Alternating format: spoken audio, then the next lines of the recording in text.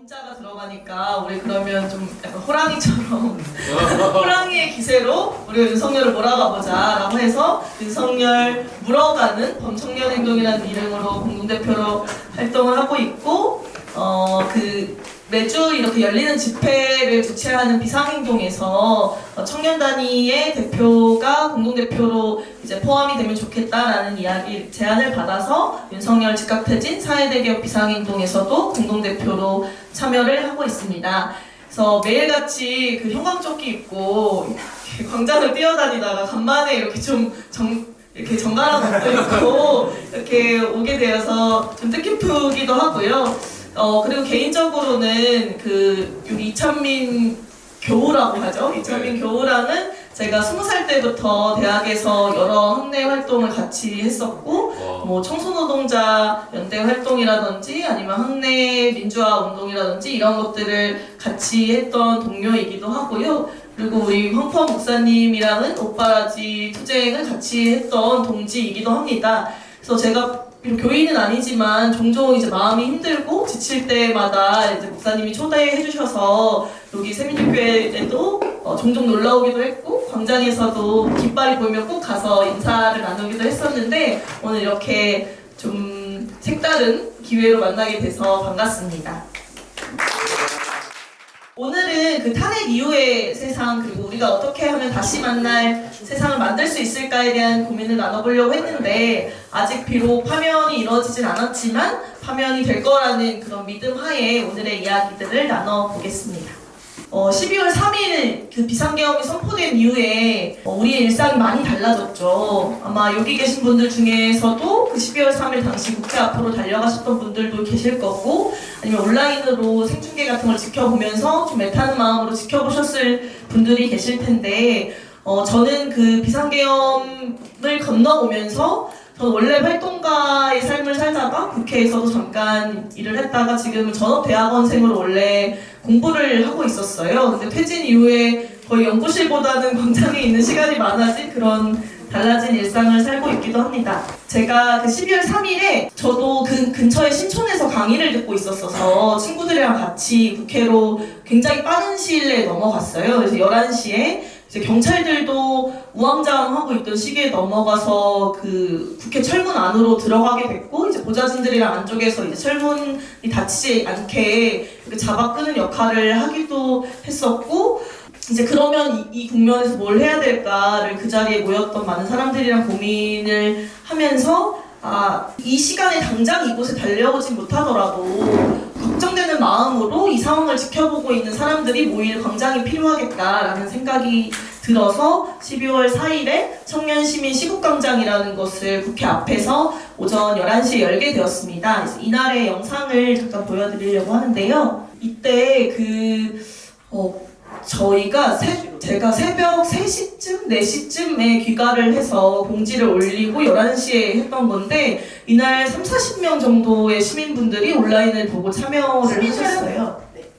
시민들은 밤새 비상계엄 선포 소식과 날아가는 헬기 소리 그리고 민의의 전당인 이곳 국회에 군인들이 들이닥치는 것을 보면서 밤잠 이루지 못했습니다. 공포감을 많이 느꼈었거든요. 제가 보았던 것은 무너지는 민주주의 속에서도 그래도 사람들이 이 민주주의를 수호하기 위해서 제발로 뛰어나온 그 모습, 모두 다른 사람들이 나이도 성별도 지역도 다른 모든 사람들이 민주주의를 지키기 위해서 이 국회를 뛰어나와서 장갑차를 틀어막고 경찰들을 틀어막는 그 모습을 보았습니다. 저와 동료들 앞으로 놀면들 쏟아지는 군인들을 보면서 이렇게는 안 된다. 그냥 돌려보내어서도 안 된다. 어떤 과정을 거쳐서 그들의 은밀한 계획 속에 실행되었는지 철저히 조사되어야 한다고 생각합니다. 광주 정신은 다른 것이 아닙니다. 무도한 정권이 들어서면 광장에서 거리에서 서로 연대하고 투쟁하는 것입니다. 그리고 소설의 끝문장은 이렇게 끝날 것입니다. 국민이 이겼다. 윤석열은 체포되었다. 우리의 역사를 배반하고 우리의 가치를 짓밟고 우리의 일상을 수치스럽게 만든 반대적 윤석열을 당장 체포해야 합니다. 윤석열 대통령 책임을 지십시오. 반드시 윤석열을 체포되어야 하고 처벌받아야 하고 우리가 어떻게 세울 것인지 함께 이야기하고 더 구체적이고 실천적인 행동 함께 해 나가면 좋겠다고 생각을 합니다. 우리가 상상하는 만큼 우리가 도전하는 만큼 대한민국은 새로워질 것입니다.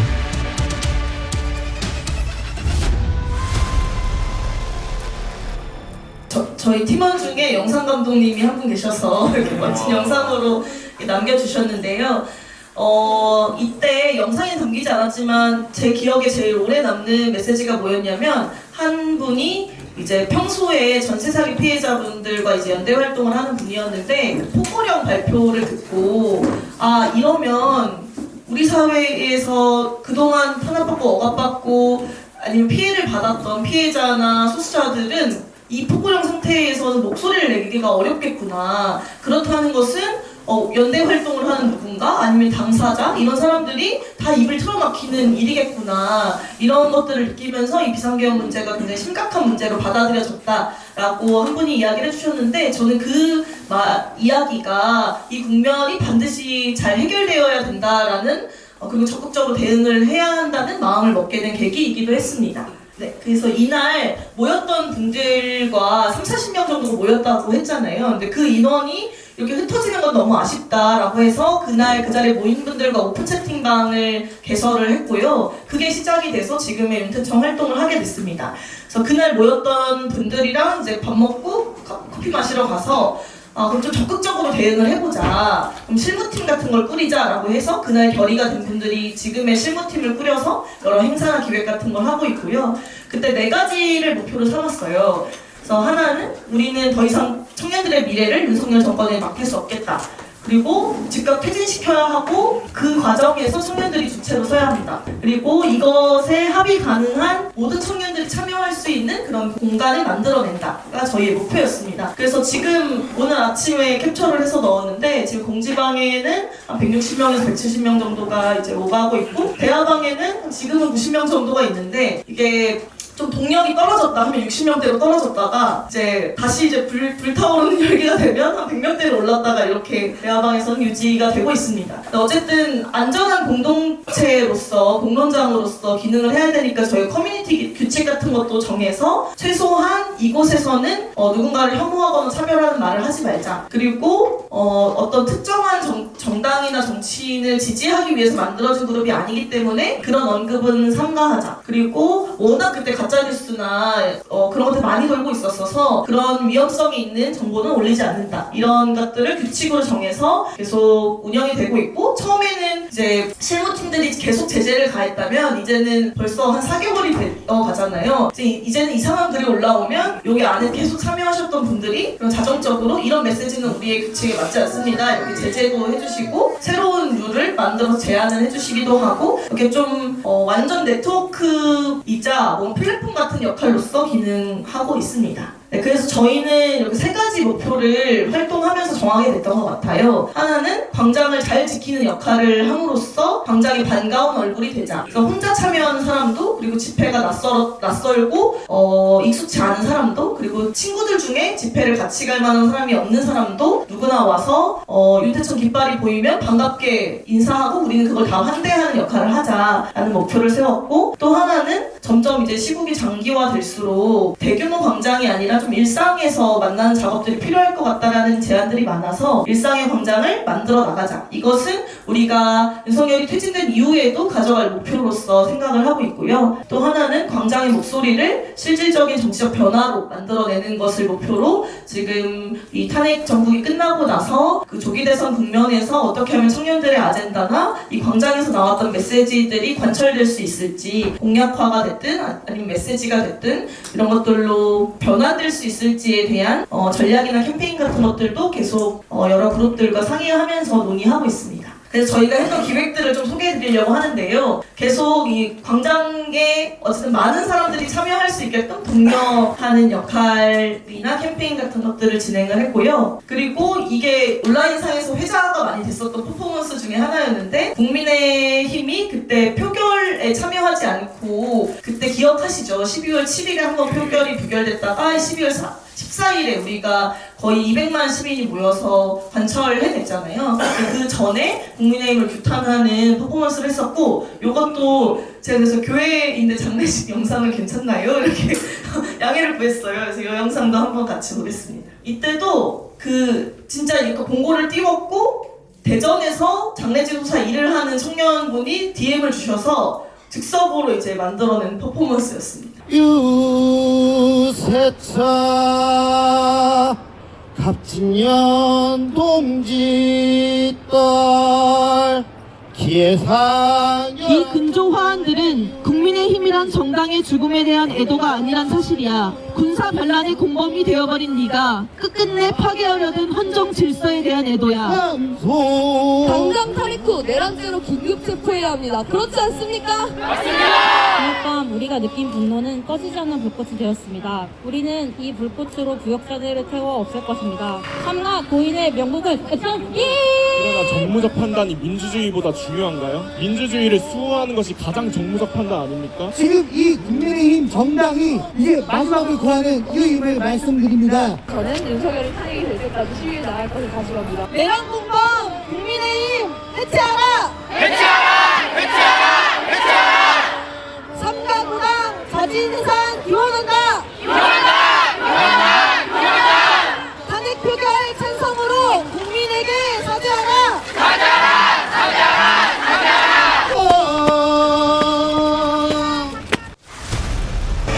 이날도 긴급하게 공고를 올렸는데 평일 낮이었음에도 불구하고 200명 정도가 넘는 청년들이 모여주셔서 그 국민의힘 당사 앞을 가득 메웠던 퍼포먼스였습니다. 이때도 좀 뭔가 본인이 어떤 방식으로든 기여하고 싶다라고 요청 주는 시민들의 의사를 다 적극적으로 반영해서 캠페인으로 녹여내는 그런 참여형 퍼포먼스가 되기 위해서 되게 노력을 했었고요. 네, 그리고 아까 말씀드린 것처럼 좀 일상의 공론장이 필요한 것 같다라는 이야기가 나와서 국면 좀 넘어간 이후에는 대규모로 집회에서 만나는 작업보다 좀 소규모로 만나는 작업이 필요하겠다라는 생각하에 온라인, 오프라인으로 이제 공론장을 만들어서 함께 대화하는 자리들도 마련을 했고요. 그리고 이제 윤석열이 석방된 이후에는 지금 그 광화문 서십자가 앞에 농성장이 차려졌어요. 근데 이곳을 시민들의 힘으로 잘 지켜내는 게 필요하겠다. 근데 딱 비상행동 저도 참여하고 있지만 거의 활동가들이 공간을 지키는 상황이었어요. 지금도 마찬가지이기도 하고 가급적이면 좀 시민들도 와서 뭔가를 할 수 있는 게 있어야 시민들도 꺼리지 않고 그 농성장에 찾아올 수가 있잖아요. 그래서 농성장 프로그램을 굴리는 게 중요하겠다라고 생각해서 한 번은 밤새 이제 민주주의 관련 서적을 함께 읽는 프로그램을 진행하고 같이 이제 시간 나눠서 조끼 입고 이제 거리에서 밖에서 주무시는 분들 안전 체크도 같이 하고 이런 활동을 했었고요. 그리고 한 번은 이때도 저희 그 깃발 아래 오셨던 분 중에 타로를 본인이 취미로 취업준비생인데 타로를 취미로 보신다는 분이 있는 거예요. 그러면 농성장에서 타로를 한번 봐주시겠어요? 해서 객석에서 타로 프로그램을 만들어서 타로를 받고 그리고 제가 좀 N행시를 잘해요. 그래서 아무 단어나 말하면 제가 붓글씨로 그 삼행시, 사행시 이런 거 지어드리는 그래서 그걸로 이제 호객행위를 하는 그런 프로그램을 했었고 이때 제가 제 이름이 이재정이잖아요. 그걸로 이제 재정이 정말 비상입니다. 이렇게 해서 비상행동 후원 계좌와 저희 윤태청 후원 계좌를 적어서 했는데 윤태청 계좌에만 한 200만 원이 모금이 됐어요. 아마 비상행동에 훨씬 많은 돈이 모금이 됐겠죠? 그래서 늘 그걸 강조하며 나는 대표로서의 역할을 했다 이렇게 이야기를 하고 있습니다. 또 하나는 우리가 이번 태진 광장에서 K-팝에 맞춰서 구호를 외치는 게 굉장히 회자가 많이 됐잖아요. 저도 행진사회를 보고 있어서 이번 그 위플래시 음악에 맞춰서 탄핵, 윤석열 탄핵 이거를 엄청 훈련을 많이 해서 하고 있거든요. 근데 또 한편으로는 아마 여기 선생님들 중에서는 나는 K-팝 보다는 이물이나 행진곡이나 연대투쟁가나 이런 게 더 익숙한데 라고 생각하시는 선생님들도 분명 계실 거예요. 근데 청년 참여자들 중에 나도 민중가요 그럼 배우고 싶다. 어른들도 우리 세대의 투쟁가인 다시 만난 세계나 이런 것들을 배우고 그 위플래시 구호 이렇게 하는 것도 배우는데 우리도 민중가요 배우고 싶다라는 좀 열망들이 있었어요. 그래서 그럼 민중가요 함께 배우는 프로그램을 농성장 프로그램으로 진행했고 다음 주에는 저희 비상행동 전반적으로 이제 연출을 맡고 계신 그 서정민갑 감독님이랑 같이 민중가요 아예 강의를 듣는 농성장 프로그램도 기획 중에 있습니다. 아마 여기도 저도 매번 깃발을 봤으니까 교인분들께서도 엄청난 헌신으로 이번 광장에 참여하고 계실 거예요. 근데 아시겠지만 정말 수많은 시민들이 계속 광장을 지켜주고 계시고, 특히나 최근에 있었던 그 남태령에서도 한 번의 그 투쟁이 있었죠. 근데 그때는 밤샘 농성에 이어서 그때 광화문으로 진입한 그 트랙터가 이제 침탈당할 위기에 처하자 이제 밤샘을 했던 분들이 또 광화문으로 넘어가서 그 트랙터를 지켜내는, 그런 어떻게 보면 시민들의 헌신 없이는 유지가 되지 않는 광장이 계속 펼쳐지고 있습니다.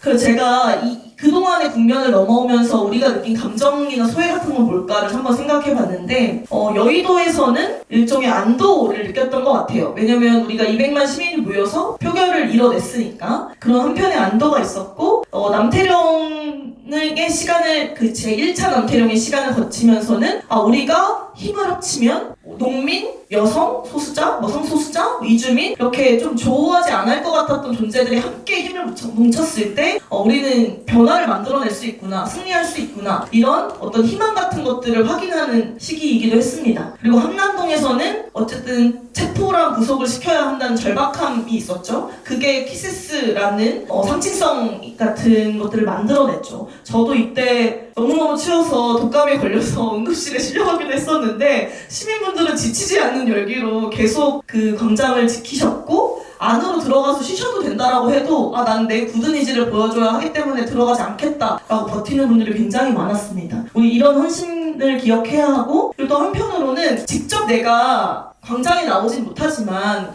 다양한 이유가 있었던 것 같아요. 제가 최근에 그 범청년 행동에서는 광장에 나오지 못하는 청년들에 대한 인터뷰들을 진행하고 있는데, 내가 몸이 안 좋아서 아니면 생업 때문에 여러 가지 이유로 광장에 못 나오는 분들, 그런 분들은 푸드트럭을 보낸다거나 아니면 물자를 공급한다거나 그걸 보급투쟁이라고 부르더라고요. 그런 형식으로 어떻게든 온라인과 오프라인을 연결짓는 역할을 하는 시민분들도 계시죠. 근데 안타까운 것은 광화문으로 넘어오고 나서부터는 계속 위기감이라는 정서가 우리를 지배하고 있는 것 같아요. 왜냐면 매주 너무 예상치 못하게 전국이 길어지고 있고, 파면이 과연 이번 주에 될까 다음 주에 될까 모두가 마음 졸이는 그런 상황인 것 같습니다. 그럼 지금의 상황이 어떠한가를 생각했을 때, 대한민국은 민주공화국이라고 하지만 연이은 대의제 민주주의의 실패를 우리는 목격하고 있죠. 왜냐면 벌써 세 번째 탄핵이 한국 사회에서 일어나고 있고, 그동안의 탄핵과 이번 탄핵은 굉장히 다른, 명백한 내란 혐의가 있는 탄핵이라는 점에서 다르다고 하지만, 어쨌든 지금의 대의제 민주주의가 적절한가에 대한 고민을 갖게 하고 있고, 헌정 질서라고 하는 그런, 어떻게 보면 보수가 지키고자 했던 단화된 우파들이 망치고 있는 그런 상황이 지금의 현재 상황입니다. 그리고 더 엄중하게 볼 것은 아예 선거를 부정하거나 아니면 법치주의 자체를 부정하는 세력들이 나타나고 있는 것이 지금의 전국이라고 할 수 있을 것 같습니다. 그러면 이 대규모 광장에서 우리는 무엇을 할 것인가, 저희 윤태청에서도 고민이 많았습니다. 근데 우리가 할 수 있는 역할은 최소한 청년들이 왜 광장에 나오고 있고 광장에서 어떤 목소리를 내고 있는지를 좀 모아내고 알려낼 필요가 있겠다라는 판단을 했습니다. 그래서 1월 달에 대규모 1000명 규모의 광장에 나오는 청년들을 대상으로 한 설문조사를 진행을 했었고요. 그 내용을 잠시 소개해 드리려고 합니다. 모집 기간은 1월 1일부터 1월 13일, 그 한강진 대첩이 진행되던 그 시기 즈음에 진행됐던 설문조사입니다. 저희가 그 온라인 기반의 설문조사였고, 이걸 알리기 위해서는 온오프라인으로 여러 방식을 동원해서 설문조사를 했고요. 우선 응답자 특성을 보았을 때 이번 광장에 2030이 굉장히 많았고, 특히나 2030 여성들이 많았다라는 분석들이 있었는데, 저희 설문조사에서도 한 70% 가량이 여성으로 나타났습니다. 근데 이전에 윤석열 탄핵 집회 이전에 집회 참여 경험이 있었던 사람인가 아니면은 이번 집회가 처음인가를 보았을 때는 한 30%, 36% 정도가 이번 집회가 처음이다라고 응답을 했고, 한 60% 정도는 이전에 다른 집회 참여 경험이 있었다라고 응답했습니다. 그럼 이전에 어떤 집회에 참여한 경험이 있었냐라고 했었을 때 제일 높은 비율로 나타난 것이 박근혜 탄핵 집회였고요. 근데 특이한 점은 그 여성 같은 경우에는 압도적인 다수가 성평등 집회에 참여해봤다는 응답이 높았습니다. 이 성평등 집회라는 것은 뭐 딥페이크 처벌에 대한 집회도 있었고, 뭐 불법 촬영 규탄, 아니면 뭐 미투 운동 관련한 집회, 이런 이전 집회에 참여했던 경험이 있었는데, 상대적으로 남성은 노동 관련한 집회에 참여한 경험이 있었는데요. 이 여성이 성평등 집회에 참여한 경험이 다수가 있고, 이 사람들이 지금 광장의 주역이라는 것을 확인하면서 기존에 그 윤석열 정부 하에서 계속적인 탄압을 받아왔던 청년 여성들이 광장의 주요하게 참여하고 있다라고 했던 많은 매스컴에서 다뤘던 내용들이 그냥 수사가 아니라 실질적인 데이터로도 확인할 수 있는 결과이기도 했습니다. 네, 그러면 왜 집회에 나왔는가를 질문했었을 때 어떤 사회 문제를 개선하려고 하는 목적보다는 그런 비상계엄에 대한 충격이나 그리고 시민으로서의 책임감 때문에 나왔다라고 한 응답이 높았습니다. 그리고 앞서 언급했던 것처럼 광장의 청년들 한 71% 정도는 이전부터 윤석열 정부의 정책이나 행태에 대해서 불만을 가지고 있었다라고 응답했는데, 이건 아마 뭐 여성가족부 폐지나 그리고 그 여성폭력 피해자에 대한 예산삭감이나 이런 것들과 무관하지 않겠다라는 생각을 했습니다. 그리고 또 흥미로웠던 지점이, 그때 비상행동에서 어떤 고민을 하고 있었냐면요, 윤석열 즉각퇴진과 사회대개혁인데 사회대개혁이라는 아젠다를 지금 꺼내도 되는가에 대한 고민이 있었어요. 왜냐하면 모두가 파면에 집중해야 된다라는 이야기를 하고 있던 상황이기도 했어서 기존의 시민단체들이 원했던 뭐 혐오나 차별에 대한 적극적인 대응, 아니면 노동개혁, 복지개혁, 뭐 이런 아젠다를 꺼내도 될까에 대한 고민이 있었는데, 광장에 참여하고 있는 청년들은 앞으로 우리가 완수해낼 과제는 사회대개혁이다 라고 이야기를 하고 있다는 지점이 굉장히 활동가들로서는 반가운 응답이었어요. 근데 지금 이렇게 아마 탄핵 정국이 길어질 거라고 예상하지 못했기 때문에 탄핵은 당연히 될 거고, 그렇기 때문에 우리 사회대개혁으로 나아가야 된다라는 메시지였을 것 같은데, 지금 조금 정국이 바뀐 게 있죠. 그리고 특히나 청년 남성에 비해서 청년 여성들이 사회대개혁에 대한 요구가 높다는 것을 확인할 수도 있었는데, 이 지점은 더 억눌려왔던 요구들이 많은 것 아닌가라는 생각을 하기도 했습니다. 그리고 또 사회대개혁에 대해서 강조하게 된 것은, 그동안 이제 광장에 참여하면서 다양한 사람들의 어떤 고통을 겪고 있고 어떤 문제 해결을 바라는지 우리가 계속 발언을 통해서 노출이 되잖아요. 그런 것들이 이런 응답을 야기하게 하지 않았을까라는 분석도 해보았습니다. 네, 그러면 그 광장에 참여하면서 어떤 기억이 가장 남는가를 질문을 했고, 그 주관식 답변들을 키워드 중심으로 추출을 해냈어요. 근데 공간을 중심으로 키워드 추출을 했을 때 압도적으로 높게 나왔던 것이 남태령이었습니다. 그것은 남태령이 가지는 상징적인 의미가 청년 세대에게 주는 메시지가 크다라고 생각이 드는데요. 왜냐하면 여기에서도 이제 답변들을 조금 가지고 왔는데, 일종의 기존의 청년 세대가 가질 수 없었던 연대감, 공동체 의식 같은 것을 남태령을 통해서는 경험을 한 거죠. 내가 모르는 사람과 적극적으로 음식이나 물품 같은 것들을 나누고, 그리고 내가 한 번도, 특히나 이제 수도권에서 발생한 일이었기 때문에 내가 농민을 만나본 적도 없는데 내가 평생 농민과 연대하는 경험을 하게 될 줄을 몰랐다라고 하는 그런 것들이 내가 편견을 가지고 있었던, 무의식적으로 편견을 가지고 있었던 존재와도 만날 수 있구나를 확인했던 시간이기도 했습니다. 네, 그러면 민주주의 위기 인식은 어떻게 하고 있는가를 질문을 해보았었는데요. 다양하게 응답이 나왔지만 가장 심각한 위기로 언급했던 것은 권력의 집중과 남용이었습니다. 아마 비상계엄에 대한 충격 때문에 집회에 나왔다라고 하는 청년들이 많았기 때문에 권력의 집중과 남용을 문제로 꼽았던 것 같고요. 근데 하나 저희가 이제 성별 분류를 여성, 남성, 그리고 기타 응답으로 해서 적극적으로 이제 본인의 성별 정체성을 드러낸 그거를 이제 성소수자라고 명명을 해도 될지에 대해서는 이제 많은 비판이 있어서 성소수자라고 딱 명명해도 될지는 모르겠지만, 거기에서도 특이했던 점은 그 기타로 응답한 본인의 성별 정체성을 특수하게 명기함으로써 드러내고자 했던 그 층들은 경제적 불평등의 심화를 가장 심각하게 체감하고 있다라고 응답했습니다. 이것이 주는 함의도 분명 있다고 생각이 들고요. 근데 좀 흥미로웠던 지점은 민주주의를 그럼 어떻게 강화할 것인가, 무엇이 강화되어야 하는가라고 했었을 때는 권력과 집중의 남용을 해결해야 된다 보다는 경제적 불평등을 어떻게든 해소해야 된다라고 하는 답변이 높았습니다. 저는 이것은 비상계엄에 대한 충격이 크고 이것이 권력 집중과 남용 이런 문제를 해결해야 되는 거 알겠는데 지금 내 당장 생계나 이런 것들이 더 해결해야 되는 문제고 난 지금 굉장히 먹고 살기 힘들어 라고 하는 메시지를 주고 있다라는 생각이 들었어요. 그래서 실제로 가장 최근에 열렸던 그 남태령 집회에서 많은 분들이 어떤 이야기를 했냐면 내가 취업준비생이고 백수고 아니면 경력단절이 되고 해서 집회에 그동안 결합을 해왔는데 나 이제 모아놓은 돈도 다 떨어졌고 월세 낼 돈도 당장 없는데 이거라도 안 끝나면 내 취업도 안 되는데 이 문제도 해결 안 되면 나 도대체 어떻게 살으라는 거냐 이렇게 호소하는 청년들도 많았습니다. 네, 그러면 어떤 한국 사회를 희망하느냐를 마지막으로 질문을 했었는데 이 질문에 대해서는 저희가 주관식 답변한 거를 키워드 추출해서 이제 묶음을 한 결과예요. 압도적으로 평등하고 다양성이 존중되는 포용사회를 원한다라는 응답이 높았습니다. 이것은 지금 최소한 광장에 나오고 있는 청년들 같은 경우에는 누구도 배제되지 않는 모두가 함께 갈 수 있는 민주주의가 우리가 앞으로 살아가는 사회에서 가져가야 될 민주주의의 표상이다라고 이야기를 하고 있는 것 같습니다. 구체적으로 하면 지난 박근혜 퇴진 촛불 이후에 이제 집권했던 문재인 정부 때는 뭐 나중에라는 게 있었죠. 차별금지법을 제정하라는 요구에 대해서 그거 나중에 하겠다라는 메시지가 있었어요.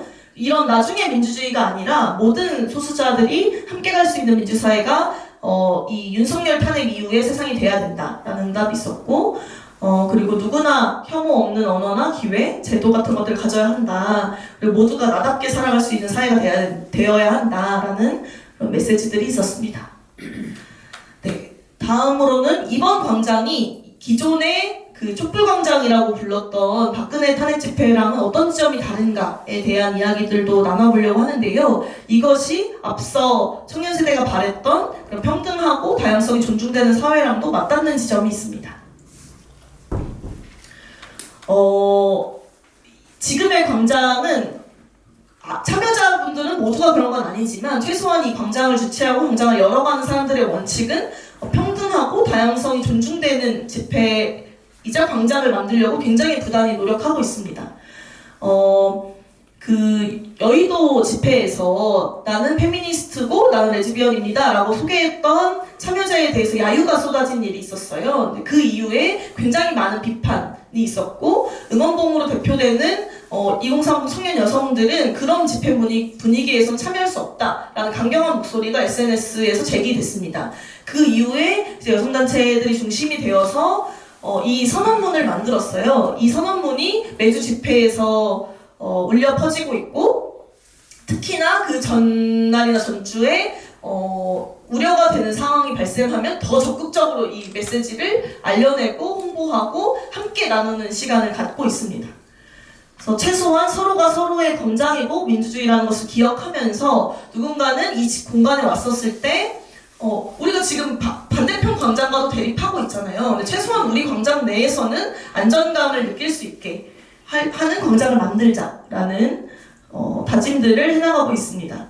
그렇다면 이번 광장에서는 우리가 어떤 것들을 발견했는가에 대해서 이야기를 나눠보려고 하는데요. 저는 이걸 상호부조라는 단어로 설명을 하고 싶은데 그 딘 스페이드라고 21세기 상호부조론이라는 책을 쓴 작가가 어떤 이야기를 했냐면 어떤 국가에서 비상사태가 발생을 하면 보통 사람들의 상호부조가 늘어난다. 어떻게든 평범한 시민들이 이 문제를 돌파하려고 하는 것들이 발생한다라고 하는데 저는 이것이 우리의 광장을 설명해준다고 생각했거든요. 지금 이 광장에서 펼쳐지는 상호부조는 그런 공동의 필요나 관심, 윤석열 파면이겠죠? 이런 것들을 기반으로 해서 새로운 운동과 연대를 만들어내고 있다. 이것이 우리가 광장에서 새롭게 발견하고 있는 어떤 가치이자 시사점이다라고 생각합니다. 그 설문조사에 참여했던 응답자분들의 메시지들을 쭉 읽으면서 저는 외로움이라는 키워드를 발견했던 것 같아요. 그 외로움이라는 키워드들로 사람들이 모였고 그것을 통해서 그 감정을 연대라는 감정으로 전환시켜 나가고 있다라고 생각합니다.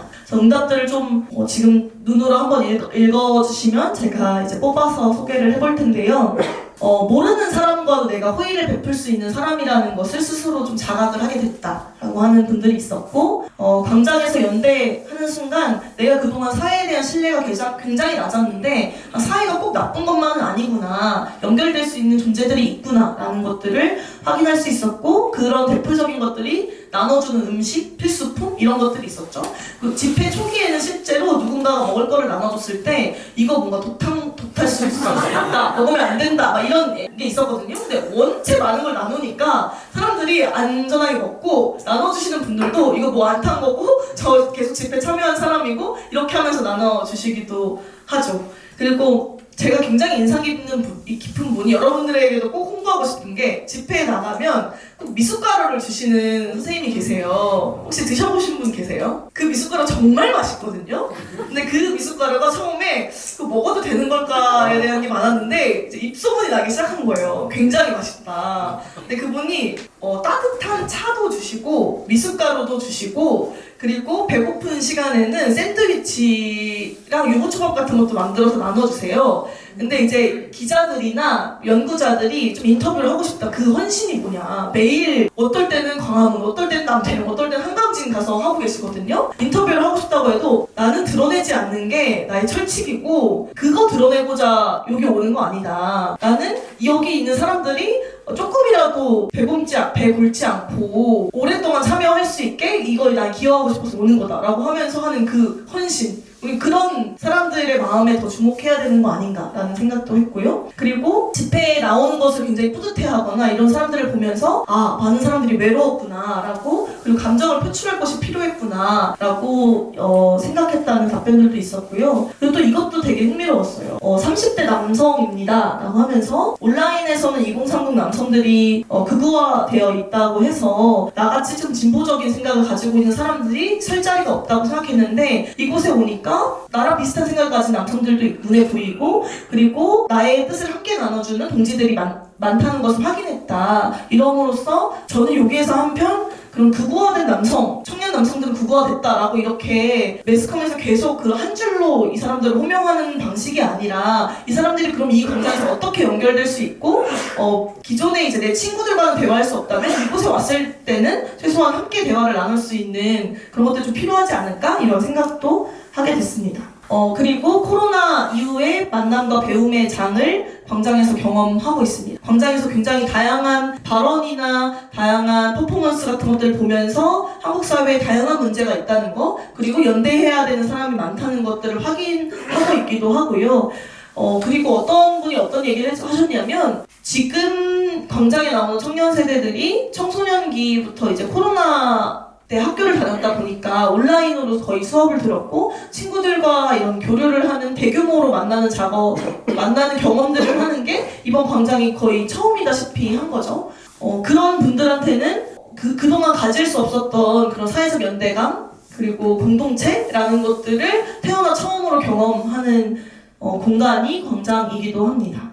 그리고 새로운 변화의 가능성을 엿보는 기회가 되고 있기도 하죠. 점점 개인주의를 넘어서 이기주의로 변하는 이런 세대에 모두가 한 목소리를 낼 수 있다는 것을 통해서 사회의 새로운 가능성을 발견하기도 하고, 그리고 여러 가지 답변이 있는데, 요거는 좀 소개해드리고 싶은 게, 그 남태령 이후에 어떤 말벌 시민이라는 게 만들어졌어요. 혹시 그 단어 다들 들어보셨죠?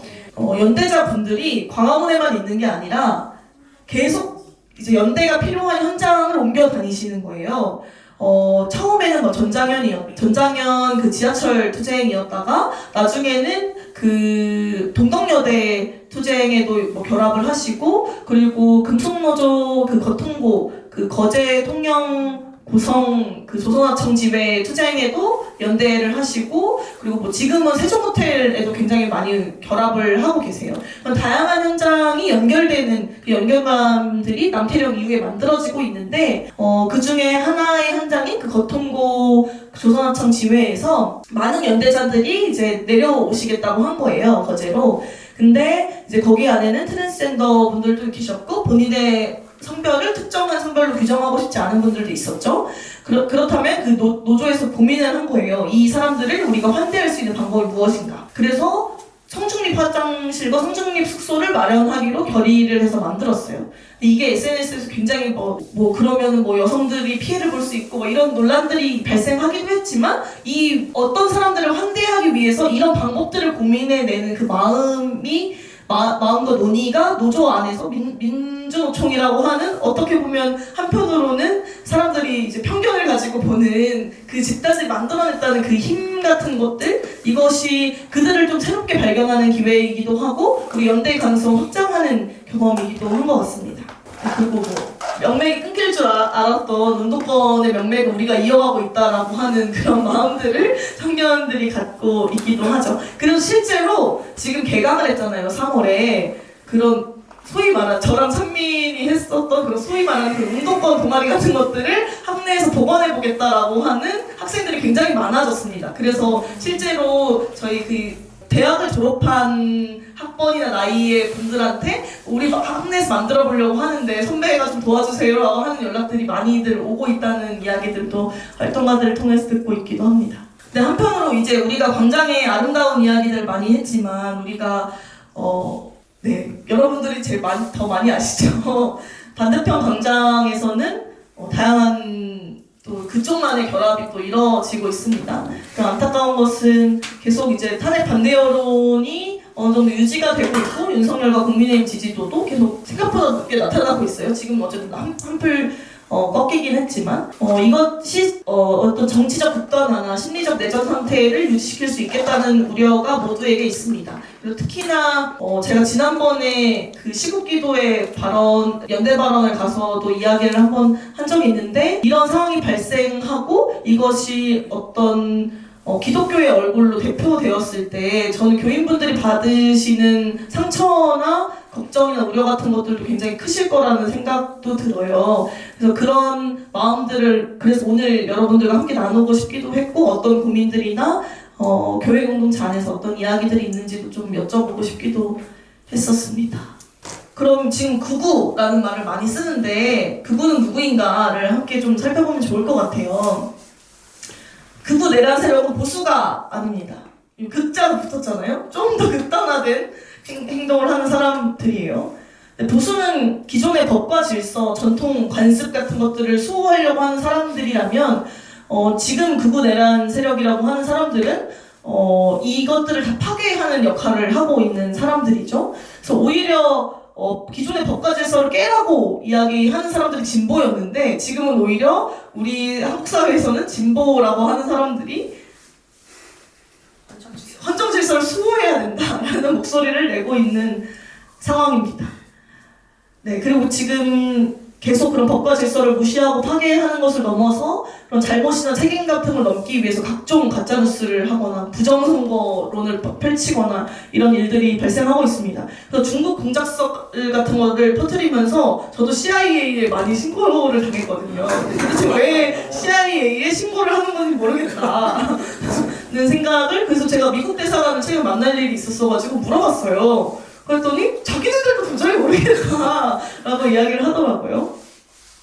근데 그리고 또 한편으로는 지금 이런 현상이 우리나라만의 문제가 아니잖아요. 지금 독일도 그렇고 미국도 그렇고 이런 어떤 일종의 파시즘이 득세하고 있는데, 일종의 모종의 지금 국제 네트워크 같은 것들이 만들어지고 있다는 이야기들이 계속 심심치 않게 들리고 있어서 이것을 굉장히 견제해낼 필요가 우리한테 있겠다라는 생각도 듭니다. 그리고 극우 내란 세력들의 언어가 변화하고 있어요. 예전에는 반공주의를 내세웠죠. 근데 점점 반중주의, 반페미니즘, 반동성애, 반이주민 같은 그런 소수자를 배제하거나 혐오 정치를 선동하는 언어들로 진화하고 있어요. 근데 우리 그 소위 말해서 탄핵 찬성 집회에 나서고 있는 사람들은 이것에 충분히 대응할 만한 공동의 언어를 가지고 있는가? 우리 진영 안에서도 페미니즘은 안 돼. 그래도 이주민은 배제해야지, 이런 목소리들이 들리고 있잖아요. 근데 이런 극우 내란 세력들을 앞으로 우리가 함께 대응해 나가려고 했었을 때 우리는 어떻게 대항 언어를 함께 연대해서 만들어 나갈 수 있을 것인가가 우리의 앞으로의 과제일 것 같습니다. 네, 근데 저는 또 한편으로는 그러면 어디까지를 보수로 보고 어디까지를 극우로 보고 규정할 것인가 많은 논란들이 있었어요. 근데 저는 그 대상들도 층위를 나눠서 볼 필요가 있다라는 생각을 하고 있는데 그때 때마침 시사인에서 이런 설문조사를 했습니다. 탄핵 찬성이냐 반대냐 뭐 이런 걸 가지고 세분화돼서 층을 나눠서 본 거예요. 근데 흥미로운 것들은 계엄에 비판하면서 탄핵을 찬성하는 사람 62%, 근데 또 계엄을 옹호하면서 탄핵에 반대하는 사람은 17%입니다. 근데 계엄을 비판하는데 탄핵을 반대하는 사람 9%고 잘 모르겠다라고 생각하는 사람들이 11%예요. 저희는 요 중간층들을 잘 공략해서 우리 편으로 끌어내는 작업들이 앞으로 필요하겠다는 생각이 들고요. 이걸 위해서는 우리는 민주헌정연합전선 같은 걸 구축해야 된다라고 많이 이야기를 하고 다니고 있습니다. 그래서 계엄 비판, 탄핵 반대 세력에 대한 설득도 필요하고 탄핵이나 계엄과 관련해서 무입장을 가지고 있는 사람들을 선택하고 이 사람들이 같이 앞서 이야기한 것처럼 그런 혐오 정치에 대한 종식을 함께 이야기하고 그리고 광장에서 나왔던 수많은 그런 사회 대개혁 과제들까지 완주해 나가야 한다고 생각합니다. 요 자유민주주의를 수호하자고 이야기를 하잖아요. 스탑 더 스틸 이렇게 하면서. 근데 어제도 그 비상행동이 회식을 했어요. 근데 하필 안국역 한복판에 식당을 예약을 한 거예요. 저희가 회식한다는 걸 어떻게 소식을 듣고 그 스탑 더 스틸을 드신 분들이 다 식당 앞을 에워싸서 대호가 담배를 피러 내려가면 온갖 쌍욕을 하고 그리고 집으로 귀가하는 것도 쫓아오고 이런 현상들까지 펼쳐지고 있습니다. 어쨌든 그들은 자유민주주의를 수호해야 한다고 이야기를 하고 있어요. 그럼 그들이 말하는 자유민주주의란 무엇인가를 그 시사인 인터뷰에서 본 거예요. 이들은 그 계엄을 옹호하고 탄핵을 반대하는 보수 같은 경우에는 어떤 민주주의를 이야기한다기보다는 자유시장 경제를 옹호하고 공산주의와 전체주의에 대한 배격을 이야기하는 것을 자유민주주의의 사상으로 가지고 있습니다. 우리가 기존에 생각했던 자유민주주의와는 좀 다른 양상이죠. 왜냐하면 보통 우리가 생각했던 건 어떤 법치주의 하에서 이루어지는 것들을 자유민주주의라고 생각하니까요. 그렇다면 이 보수 집단들 중에서도 어쨌든 법치주의는 중요하다. 서부지방 폭동 같은 건 안 된다라고 이야기하는 사상을 가진 사람들을 적극적으로 공략해서 우리 편으로 끌어올 필요가 있습니다. 그리고 서부지방 폭동에 관련한 이야기 또 해보려고 하는데 이 서부지방 폭동의 주요 세력이 2030 남성이다. 그 2030 남성들은 재교육을 시켜야 된다. 이런 얘기들이 있었어요. 근데 사실 이거에 대한 여론을 보았을 때 사실 2030 남성보다는 그 60대 요것도 세부 데이터를 봤었을 때 60대 후반부터 70대 가량이 많다라는 응답이 있기도 했습니다. 그리고 생각보다 2030 남성들은 이 법치주의를 부정해서는 안 된다라는 응답이 높기도 했습니다. 근데 또 하나 흥미로운 지점은 민주주의 수호에 대해서는 존중을 해. 근데 페미니즘은 안 된다는 생각을 가진 사람들이 2030 남성들 중에 많아요. 그럼 이들이 생각하고 있는 페미니즘은 무엇일지 그리고 왜 페미니즘에 대한 반감을 가지고 있는지 이것들을 우리가 앞으로 잘 대응을 해나갈 필요가 있겠다는 생각도 듭니다. 어떻게 대응할지는 저도 생각을 잘 모르겠어요. 그래서 함께 좀 고민해 나갔으면 좋겠다는 생각이 들고요. 네, 부정선거 그리고 보수 유튜브의 영향이 이런 것도 영향을 미친다는 그런 데이터고요. 네, 탄핵 이후에 이런 내전 상태가 지속되면 어떨까? 근데 탄핵도 될까? 이런 걱정도 있지만 저는 탄핵은 어쨌든 될 거라는 믿음하에 활동하고 있고요. 근데 그 이후에 이런 내전 상태 어떻게 극복할 것인지 그리고 지난번 촛불 전국 때는 하지 못했던 그런 개헌이나 정치개혁이나 사회대개혁 같은 후속 과제들을 이뤄내게 할 것인지 이것들이 우리가 앞으로 가져가야 될 과제입니다. 하지만 저는 이런 암울한 상황에서도 함께 낙관의 근거를 찾아야 한다고 생각합니다. 이때 우리가 주목할 것은 그런 광장의 연대와 돌봄 같은 것들을 기억하고 이것이 우리 한국 사회의 중요한 정신으로 기억될 수 있게 함께 하는 것이 중요하다고 생각합니다. 예를 들어서 5.18 하면 주먹밥이 떠오르죠. 그런 것처럼 우리도 이 광장 하면 떠오를 수 있는 그런 돌봄과 연대의 언어들을 많이 만들어낼 필요가 있겠다 하는 생각이 듭니다. 그리고 우리 세대가 이제 민주화 운동을 하게 될 줄 몰랐다라는 사람들이 많아요. 그렇죠. 우리 21세기에 비상계엄을 겪고 우리가 이 헌정 질서를 지켜야 합니다. 뭐 이런 이야기를 독재 타도 막 이런 이야기를 하게 될 줄 몰랐잖아요.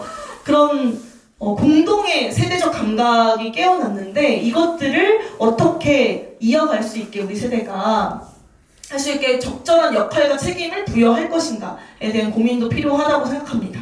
근데 이거는 비단 광장에 참여하고 있는 청년들만 민주 시민의식이 깨어났다고 생각하진 않아요. 왜냐면 저희가 최근에 그 광장 밖에 있는 청년들을 100명을 인터뷰하는 작업을 하고 있는데 거기에서도 나온 응답이 광장에 참여하진 않았지만 어쨌든 매스컴을 통해서 이걸 지켜본 시민들은 최소한 민주시민으로서의 의식이 중요하다. 그리고 이런 국난이라고 하죠. 국가적 이런 재난이 발생했을 때 시민들이 적극적으로 나서는 것이 문제 해결에 굉장히 중요하다라는 것을 내가 비록 참여는 못하지만 보고 배웠다라고 하는 시민들이 굉장히 응답이 높습니다. 이런 것들을 생각했을 때 공동의 세대적 감각을 유지시켜 나가는 것이 굉장히 중요하다. 그러기 위해서는 일상의 광장을 만들고 안전한 공동체를 복원하는 것들이 필요하다고 생각하는데 저는 이런 작업들이 이 생민족교회처럼 어떤 일종의 지역적 그 거점을 가지고 있고 지역 주민들이 주로이신가요? 그렇진 않아도 어쨌든 일종의 어떤 공동체를 만들어 나가고 있는 공간들이 앞으로 해야 할 역할들이 크다고 생각합니다. 저는 그렇게 생각해 볼 수 있을 것 같아요. 만약에 여기 오시는 교인분들이 주로 지역 주민분들이 아니시라면 이제 평일에는 교회에 예배가 없고 이런 시간들을 이용해서 지역에 있는 청년들, 아니 지역에 있는 주민분들과 안전한 공론장을 열어가는 작업을 이곳 공간을 거점을 활용해서 해볼 수도 있을 것 같다는 생각도 해보고요. 그래서 토론이 중요하다고 하셔서 토론 주제를 조금 가지고 와봤습니다. 많은 분들이 집회에 계속 참여하고 계신 분들이 많다라고 이야기를 들어서요. 그럼 각자가 이번 광장에서 좀 새롭게 발견한 생각이나 가치는 무엇이었는지 좀 들어보고 싶다는 생각이 들었고요. 그리고 저쪽 집회에 반대편 집회에 나가는 사람들은 일종의 그 안에서 승인감이나 효능감 같은 것들을 경험을 하고 있는 것 같아요. 근데 이 사람들을 어떻게 만나고 설득해 나갈 수 있을까에 대한 고민도 함께 해보면 좋겠다는 생각이 들고요. 그리고 교회 공동체는 이 한국 사회에서 지금 겪고 있는 적대나 분열 같은 것들을 어떻게 대하고 그리고 복원하는 데 역할을 할 수 있을까, 이것들을 함께 오늘의 토론으로 이야기 나눠보고 싶었습니다. 네, 제가 준비한 발표는 이 정도입니다.